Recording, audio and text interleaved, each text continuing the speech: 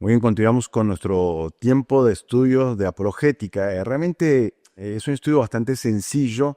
Te animo a que profundices en cada uno de esos temas que vamos viendo, porque realmente vale la pena, vale la pena. Creo que está bueno tener ciertas herramientas. En la plataforma te estamos proveyendo el tema del libro del manual de apologética. También te estamos motivando a que leas este libro que te recomendé, de No tengo fe suficiente para ser ateo, que sigas a estos hombres, Frank Turek y Norman Geisler, que los puedes seguir también en redes, que realmente tiran datos todo el tiempo y evidencias que son sorprendentes. Yo te animo a que puedas crecer en este estudio de la apologética. Esto simplemente es, como te dije al principio, es un disparador, es algo para que vayas queriendo conocer un poquito más de cómo poder presentar defensa de la forma correcta, ¿no? Con mansedumbre y reverencia ante todo el que demande razón de nuestra esperanza, ¿no? Pero bueno, estamos llegando casi al final de la clase y no podemos dejar de hablar de Cristo. Hemos hablado de Dios Padre, hemos hablado de la Biblia, pero también queremos hablar un poquito de Cristo, ¿no? Y acuérdate que nuestra forma de encarar la apologética va a ser siempre sin ánimo de ofender a nadie, sin atacar la fe de nadie, sino más bien es como mostrarles lo asombroso que es la Biblia, lo asombroso que es el Padre y también lo asombroso que es Cristo. Hay cosas asombrosas de Cristo que son fascinantes. Obviamente, cuando vamos a hablar de Cristo, tenemos que ir a la palabra de Dios para mostrar a Cristo y su deidad. ¿Sí? Juan capítulo 1, versículo 1, en el principio era el verbo era con Dios y el verbo era Dios, era Dios. Ahí demostrando que Cristo es Dios. Bueno, muchos versículos más, ¿no? Todo el Evangelio de Juan va a demostrar a través de los 7 milagros su deidad, de sus conversaciones, su deidad, de sus yo soy, su deidad, y va mostrando claramente que Él es Dios, Él es Dios. Pero acuérdate que para evitar entrar en ese razonamiento circular, en esa espiral sin fin, necesitamos dar también algunos argumentos extra. Entonces, ¿cuál es la cuestión acá? Que la gente va dudando de que Cristo existió.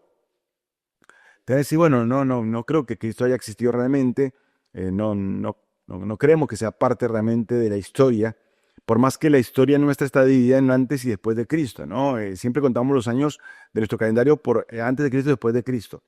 Pero hay gente que dice, no existió, no existió. Bueno, quizá dentro de lo asombroso que puedes compartir con las personas, es decir, es algo como, mira, qué interesante lo que dices, pero ¿sabías que los dos mejores historiadores de la época de Cristo, uno era romano, y lo puedes googlear si quieres, pero se llamaba Tácito, que fue uno de los mejores historiadores de la época, un hombre inconverso, un hombre que no tiene nada que ver con el cristianismo, y de parte de los judíos, otro hombre también que no era tampoco creyente, era un judío llamado Flavio Josefo. Los dos, entre muchos otros, dan testimonio de la existencia de Cristo y de su obra. Entonces la persona va a decir, no, pero no puede ser. Bueno, sí, lo puedes invitar a que busque los escritos de Tácito. Hay un libro de él que se llama Los Anales y él escribió así. Él dijo, Christus, de quien procede el nombre, sufrió la pena extrema durante el reinado de Tiberio a mano de uno de nuestros procuradores, Poncio Pilato. Tremendo, ¿no? Él está diciendo allí que el Señor Jesucristo murió por decisión de Poncio Pilato y que él existió una persona real, totalmente real. Bueno, si eso no te impacta, un hombre que escribió más de 30 libros, un historiador, creo que hay un problema allí de querer conocer, ¿no? De querer ver la realidad. El otro que te dije es Flavio Josefo. Él escribió así, dijo, en aquel tiempo había un sabio que se llamaba Jesús. Su conducta era buena y tenía fama de ser virtuoso. Pilato lo condenó a ser crucificado y a morir. Ah, tremendo, ¿no? O sea, tanto Tácito como Josefo van diciendo que Pilato lo condenó al Señor Jesucristo a morir. Lo interesante es que Josefo sigue escribiendo, dice, sus seguidores informaron que se les había aparecido 3 días después de su crucifixión y que estaba vivo. Lo escribió un autor secular, judío, en el libro Antigüedades, en el libro 18, 63. Ahí está. Entonces, tanto Tácito como Flavio Josefo están asegurando que Cristo es un personaje real, real. Bueno, algo más en cuanto a Cristo. Bueno, podemos presentar también el hecho de que las profecías que se cumplieron en Él. A ver, solamente en un día se cumplieron 27 profecías en cuanto a Él. Solamente en un día. Ni hablar de su nacimiento, y ni hablar pero en un día, en la crucifixión, se cumplieron 27 profecías en cuanto a Cristo. Por ejemplo, ¿sí? Éxodo capítulo 12, Éxodo 12, versículo 46. Éxodo 12, 46. Estaba escrito, hablando del Cordero Pascual, decía, se comerá en una casa y no llevarás de aquella carne fuera de ella, ni quebraréis hueso suyo. Y avanzamos en la historia, y en Juan capítulo 19 dice claramente en el versículo 36 que se cumplió aquella profecía. ¿Por qué? Porque los soldados romanos fueron quebrándole las rodillas a los dos ladrones que estaban crucificados al lado del Señor Jesús. ¿Por qué lo hacían? Bueno, para que el condenado muriese por asfixia, porque para poder respirar en la cruz necesitaba apoyarse, inclinar un poquito las rodillas para poder tomar aire y seguir viviendo. Al quebrar las rodillas, en un acto de misericordia, lo que hacían era que la persona muriera por asfixia. Pero cuando le quebraron a un ladrón, al otro, cuando fuera a quebrar al Señor Jesús, se dieron cuenta que ya había muerto. Entonces no le quebraron un hueso. Entonces una de tantas profecías. Otra, por ejemplo, en Isaías capítulo 53, cuando él va, allí muestra al siervo sufriente que no abrió su boca, que realmente se entregó por nosotros como oveja, fue llevado al matadero. Y vemos también en Lucas cómo el Señor fue en silencio y él simplemente aceptó ese sufrimiento por nosotros. Salmo 22, estaba establecido, el Salmo 22 es tremendo, ¿no? Porque el Salmo 22 va diciendo así, dice, Dios mío, ¿por qué me has desamparado? Y esa fue la frase que exclamó el Señor Jesús también en la cruz. El Salmo 22 también dice dice que todos pasaban, me escarnecen, estiran la boca, menean la cabeza, diciendo, se encomendó a Jehová, líbrele él, sálvele, puesto que en él se complacía. Y eso pasó exactamente en la cruz, cuando la gente se burlaba y decía, bueno, ya que se encomendó al Señor, que el Señor le salve. 27 profecías en un solo día, Bueno, si hablamos de su nacimiento, estaba establecido claramente que él iba a nacer en Belén. En Miqueas capítulo 5 decía, tú, Belén, Efrata, de ti saldrá. Y el Señor Jesús nació en Belén. Ahora, se ha discutido mucho en cuanto a esto, porque dicen que, bueno, lo que pasa es que Jesús tenía conocimiento de las profecías, entonces él acomodó todo. Bueno, está bien, supongo que es así. ¿Cómo hizo él para acomodar todo para nacer en Belén, si no había nacido? ¿No? Bueno, se aprovechó que nació en Belén, bueno, está bien, pero ¿cómo hizo él para cumplir con los milagros? ¿Cómo hizo él para ser arrestado? ¿Cómo hizo él para ser torturado? ¿Cómo hizo él para ser crucificado? No, es imposible pensar en esa forma. Él no manipuló las cosas, él cumplió las profecías. Entonces alguien hizo un estudio de probabilidades, ¿no? Y dijo lo siguiente, digamos, a ver, que una persona naciera de la tribu de Judá, bueno, podría ser 1 entre 12, porque eran 12 tribus. Que una persona naciera en la ciudad de Belén era 1 entre más o menos 1000 que estaban allí en esa época, habitantes de diferentes aldeas de Judá, ¿no? Belén era 1 entre 1000. Que fuera el linaje de David, 1 entre 300. Bueno, ahí ya se va complicando un poquito más el asunto, porque realmente no todos eran los que nacían en Belén, no todos eran descendientes de David. Que muriera como Mesías, 1 entre 560. 1 entre 560.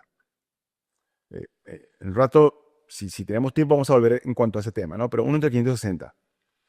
Ahora, que una persona cumpliera estas 4 premisas, o sea, de tribu Judá, la ciudad de Belén, linaje de David, que muriera como Mesías, se estima que sería 1 entre 1800 millones. 1 entre 1800 millones. Y el Señor, sin embargo, cumplió eso. Con solamente 4 de todas las profecías que el Señor cumplió en su tiempo aquí en la tierra. Alguien dijo que sería algo así como agarrar una moneda, ¿sí? Una moneda, marcarla con una X o poner algún tipo de marca y arrojarla entre cientos de miles de millones de monedas y cubrir todo el estado de Texas, ¿sí? Entonces, todo el estado de Texas con monedas hasta la cintura de una persona promedio. Estamos hablando de muchísimas monedas y entre todas las monedas que yo encontrara la que estaba marcada. O sea, a nuestros ojos es imposible. Bueno, solamente con el cumplimiento de 8 profecías eh, sería así, sería encontrar una moneda entre todo el estado de Texas cubierto con monedas hasta la mitad hasta la cintura. Pero Cristo cumplió 49 profecías en su primera venida. 49 profecías en su primera venida. Estamos hablando de un cumplimiento que ha sido tremendo y que es imposible a nivel de probabilidades de que fuera algo manipulado. Pasó. Cristo cumplió 49 profecías y aún va a seguir cumpliendo profecías, porque obviamente falta su regreso y todo lo que viene más adelante cuando Él venga, desde que Él venga a buscarnos y luego cuando venga en su segunda venida a establecer su reino aquí en la tierra. Entonces, esto es impresionante, te mencioné el hecho de que Él muriera como Mesías, eso era tremendo porque Daniel, en su profecía en Daniel capítulo 9, muestra una profecía fascinante en cuanto al tema de su muerte y de lo que Cristo iba a padecer. Isaías 53 es muy gráfico en cuanto al tema de su sufrimiento y dice que después de que haya puesto su vida en expiación, dice, verá linaje, o sea, mostrando cómo Él iba a resucitar, verá el fruto de la aflicción de su alma y quedará satisfecho. Es tremendo Isaías 53. Pero Daniel 9 indica no solamente eso, sino también indica el tiempo en que iba a ser sacrificado como Mesías. Porque va diciendo claramente en Daniel capítulo 9, dice que desde la orden para restaurar Jerusalén, eso es, acuérdate de Nehemías capítulo 2, año 444 a.C., hasta el Mesías, dice, habrá 69 semanas, 62 más 7, 69 semanas. O sea, un periodo de semanas de años, unos 483 años desde el 444 hasta el 432 más o menos después de Cristo. Estamos hablando de un periodo tremendo y la fecha se da allí, que se confirma con lo que sería el tiempo de la Pascua en ese año. Cristo murió ahí, o sea, una exactitud tremenda en cuanto al tema de la profecía. Tremendo. Bueno, podríamos hablar también de su resurrección. Y para dar fe de su resurrección, tenemos que hablar de los testigos presenciales. El apóstol Pablo en 1 Corintios 15 va a dar una lista de personas que lo vieron resucitado, hablando acerca de diferentes personas que lo vieron resucitar. Eran testigos presenciales. También fue algo que el Señor preanunció. Varias veces Él dijo, en Lucas 9, dijo que era necesario que el Hijo del Hombre fuera entregado y que sufría muchos dolores, que muriera, pero también que iba a resucitar. Él lo preanunció. El Salmo 16 decía claramente, no permitirás que tu santo vea corrupción. Isaías 53, como te mencioné antes, él decía que iba a haber el fruto de la aflicción de su alma y iba a haber linaje después de haber muerto, o sea, que iba a resucitar. Algo preanunciado y algo cumplido. Otra evidencia más de la resurrección fue el cambio en sus discípulos. A ver, la noche del arresto, todos huyeron. Juan, que tenía algunos contactos, se acercó a la casa del sumo sacerdote, pero Pedro, que estaba de lejos, Pedro lo negó. En el momento de la crucifixión solamente Juan estaba allí presente, los demás no estaban. Pero ¿qué produjo en ellos el cambio? Que después se animaran a ir por todo el mundo conocido predicando el Evangelio. Bueno, la resurrección de Cristo. Ellos estuvieron dispuestos a morir por su fe, entregar su vida, como murieron la mayoría martirizados por causa de su fe. ¿Qué? ¿Acaso iban a morir por una mentira?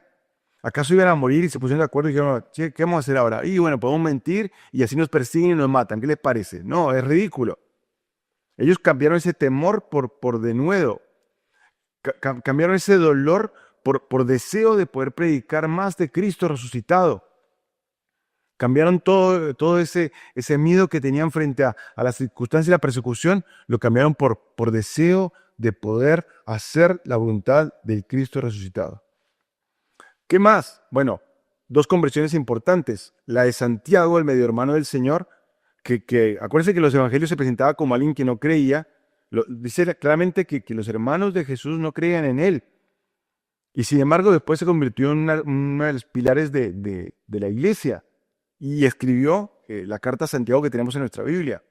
Y la otra conversión fundamental fue la de Pablo. Pablo era un perseguidor de la iglesia.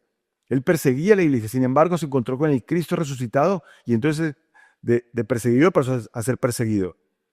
Y ser también fundamental para que tuviéramos en el Nuevo Testamento tantas de sus epístolas fundamentales para nuestra fe. Otra evidencia más, la tumba vacía. La tumba vacía. Y claro, aquí se discutió mucho en cuanto a ese tema, ¿no? Porque algunos dicen, bueno, no, los discípulos robaron el cuerpo. Ok, los discípulos robaron el cuerpo. Y habían puesto guardia para que no pasara eso. Se arriesgaban a mucho y aún, aunque lo hubiesen robado, ¿dónde está el cuerpo? Y como te dije antes, ellos estaban dispuestos a morir porque vieron a Cristo resucitado. Otra teoría dice, bueno, no, lo que pasa es que es la tumba equivocada. Fueron a visitar la tumba y de repente se equivocaron de tumba. No, tampoco. Porque después vemos que los guardias romanos fueron sobornados para que dijeran que no, que ellos habían quedado dormidos y que los discípulos robaron el cuerpo. O sea, ¿para qué mentir si era una tumba equivocada? Si pueden decir, no, hey, acá está la tumba verdadera, y hubiesen acabado con el cristianismo de entrada. Otros dicen, no, es una alucinación masiva. O sea, todo el mundo cree, piensa que pasó así, pero no fue así. No, tampoco, porque la gente sería creer en algo que no es así y insisto, en morir por algo que no es verdad. Otros dicen, bueno, no, quizás fue que Jesús se desmayó y entonces despertó después. No, tampoco, porque cuando el guardia fueron a quebrar las piernas se dieron cuenta que estaba muerto y de hecho cuando le meten la lanza en el costado sale agua y sangre, que es una señal de una persona que ha entregado todo, que ha tenido un ataque cardíaco masivo y que entregó todo. No fue un desmayo. Jesucristo resucitó. Y por esa resurrección tenemos esperanza de que nosotros nos vamos a resucitar con Él. Por esa resurrección sabemos y confiamos que Él va a venir a buscarnos. Y que todo lo que se ha escrito de Él es verdad. Y podemos confiar plenamente. Bueno, hay más evidencias. La iglesia en sí, cómo se formó, el crecimiento de la iglesia a nivel mundial, el calendario que demuestra el antes y después de Cristo, y el día de la adoración, Me gustaría seguir hablando, pero realmente no tenemos más tiempo que pero quiero realmente dejarte con el pensamiento que tuvimos al principio, ¿no? Nuestro versículo lema, 1 Pedro capítulo 3, versículo 15. Dice, sino santificad a Dios el Señor en vuestros corazones. Yo necesito tener un espíritu de reconocer quién es Dios, de saber que todo es de Él, por Él y para Él. Y tengo que consagrar mi corazón a Él para poder entrar en este mundo de la apologética. Sino santificad a Dios el Señor en vuestros corazones y estar siempre preparados. O sea, tengo que tener preparación a nivel de la escritura, pero también a otros niveles para poder demostrar, para presentar defensa, porque van a venir ataques, pero dice con mansedumbre y reverencia, siendo humildes y también respetando lo que la otra persona piensa, ante todo el que os demande razón de la esperanza que hay en vosotros. Tengo que demostrar esa esperanza continuamente, demostrar esa esperanza. Mis queridos, esto es simplemente un disparador, es algo para que te interese conocer un poquito más en cuanto a la apologética. Y espero sinceramente que este breve estudio pueda ayudarte y motivarte a conocer más la palabra de Dios y a poder buscar herramientas para poder defender la razón de nuestra esperanza y que la gente pueda decir, ah, bueno, gracias porque me estás ayudando a que encuentre la verdad y a poder reconocer a Cristo como mi Salvador. Así que bueno, ha sido una bendición poder compartir con ustedes esta clase. Espero sinceramente que el Señor les bendiga grandemente. Bendiciones.